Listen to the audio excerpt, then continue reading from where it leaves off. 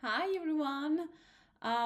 Thank you so much for the comments that I've been getting. I didn't upload anything last week because I've had some hard days, which also means I'm fairly behind on my goals.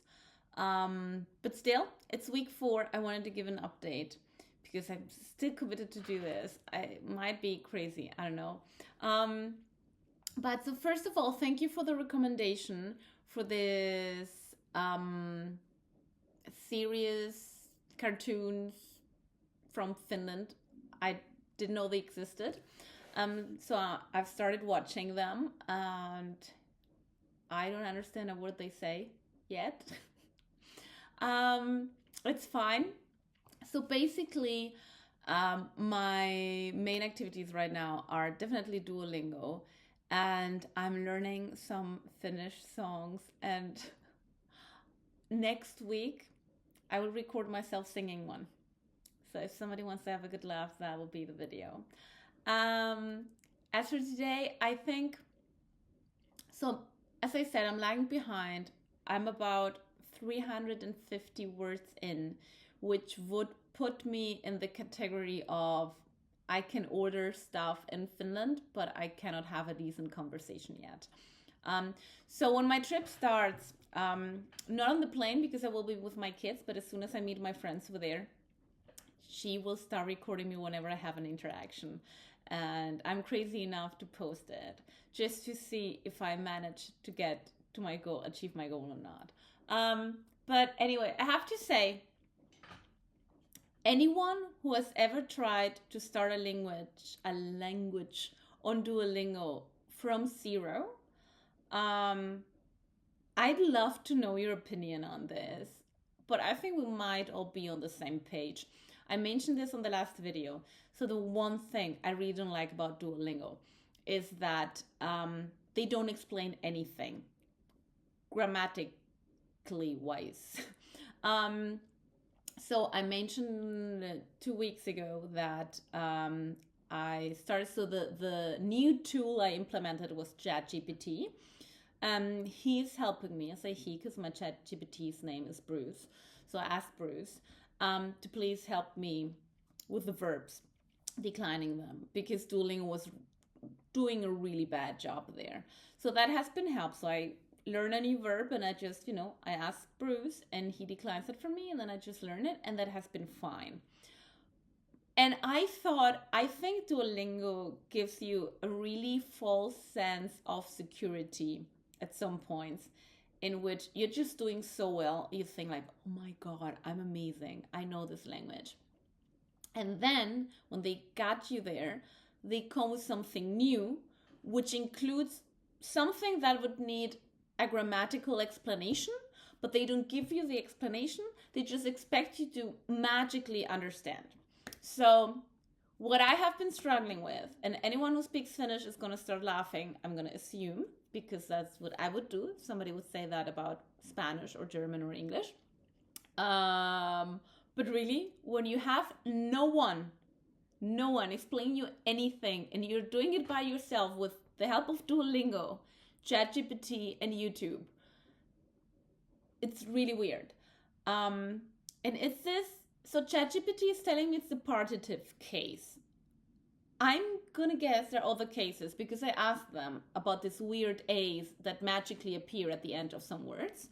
And he said, yeah, partitive case, but also, if it's a negative sentence, and like very confused. So apparently, and oh my God, those mother tongue Finnish speakers are gonna laugh now, but the impression that I'm having about this extra A that I really hate is that so from what I understood from ChatGPT, when you're talking about something that doesn't have kind of a form or could be infinite, which means like soda, water, apparently chicken and fish and ketchup, you just put the extra A. So with this is chicken, or it is chicken, it would be se on kana with the extra a, because chicken is kana with one a at the end. But if you say it is chicken, it is se on kana with two a's. Weirdly enough, what either I'm too stupid to understand from what ChatGPT, like Bruce, is telling me, or he's just not explaining it correctly, is why, I mean, never mind the fact that I find this very confusing. Like, how do you decide what is infinite or not? Because the weird thing is that you still add the a if you're talking like about a kilo, like a kilo of chicken. The chicken still has the extra a after it. But there are other sentences, there are other times when you talk about chicken and the chicken does not have the extra a. And I don't mean, because Bruce did explain this to me, that he said if you're talking about a very specific chicken, I need to laugh myself saying this, but like apparently, like if you're saying this person is eating this chicken breast or something like that, then the chicken is not infinite anymore because it's a very specific chicken. But it looks like even if you say 1 kilo of chicken, even if you're talking about 1 kilo, which to me is specific, but apparently it's not specific enough because it could be any mass of chicken, any mass of a kilo of chicken. So you still add that extra a. And I'm explaining this really bad, but that's because I'm not really explaining this. I'm just trying to tell everybody how this comes across to somebody who's learning it by herself and has nobody explaining it to her except for, ChatGPT. And Duolingo is expecting for me that Jesus with the thumb, that I automatically understand it, and I don't. Like, ketsupi, it's ketsupi. And in some sentences it's ketsupi, and in other sentences ketsupia, or whatever you say. Like, why the extra a? And why not always? Like, if you really want to put an extra a to things that for some reason you believe are, never ending or whatever, why don't you just put it all the time?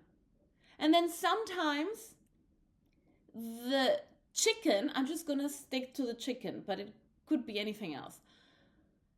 The chicken should have the extra a, but does not have the extra a because the adjective for the chicken gets the extra a. Like, if the chicken is orange, then somehow it's like cana orancia. Like, why? Like, I would understand if the chicken gets an extra a and it's like cana, that the adjective also gets an extra a and then it's orancia. But why would you not put the extra a on the chicken and leave it at cana and then put the extra a on the adjective and make it orancia? I don't understand. I might be stupid, or maybe this is something that needs a decent explanation and neither Duolingo nor ChatGPT know how to explain it. Like, I'm trying really hard here. And I'm just assuming at this stage this is something I will do wrong, but people will still understand me. The other option, but it will take me more than these weeks I have left, is, to do a full immersion. I'm really only listening to songs, I'm only listening to movies, and at some point it will just come up naturally, even though I will not be able to explain why this is happening. So yeah, right now this is my biggest frustration with Finnish, the extra a's that I appear in. And since I'm still finishing up Unit 1, I am convinced there are more things like that are going to show up, and I'm already very scared. So, but if anybody is thinking about learning Finnish, I can say it's actually pretty fun. So, okay, before I finish the video, I have to say a few nice things about Finnish because I don't want to scare anybody off. I like the fact that it seems to not have articles, like you're a good friend. It's like Sina olet hyvä ystävä. There's no article like a friend, it just doesn't exist, which is pretty cool. Because if you were to learn German, you would hate the articles in front of verbs, nouns. I also like, I really don't think that it sounds so much different than how it's written, for now at least. You need to know how every vocal is pronounced, but I think you kind of sort of, if you listen to a word, you would kind of know how it's written. I also like that. And I love the sound of it. These Finnish songs that I'm listening to, I wish I would understand all of them and immediately like sing along. I think it sounds really nice. So I'm really looking forward to that. And now that I'm learning it, I'm kind of wishing more people in the world would speak Finnish, because I'm completely aware that I'm investing my time and effort in a language that only speak like, I don't know, 5, 6, 7 million people tops. I don't know. So yeah. Maybe Chinese would have been a better option for me, but I went with Finnish, and I'm still happy with my decision. So wish you all a great day, and stay tuned for the song I will sing, because it's gonna be fun.